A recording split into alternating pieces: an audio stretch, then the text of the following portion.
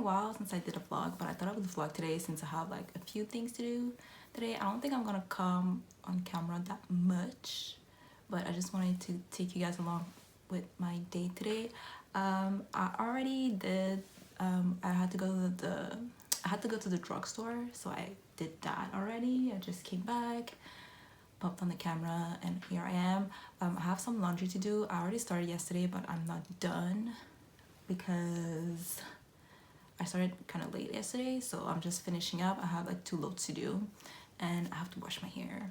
I know it doesn't look like it, but it's really dirty, and I don't know why my hair gets really dirty lately.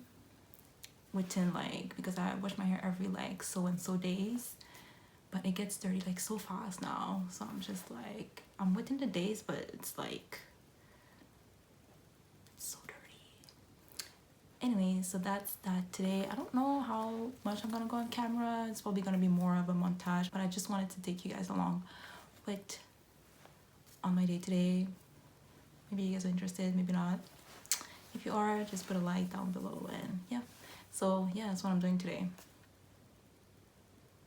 And I should start because it's already like 2:30.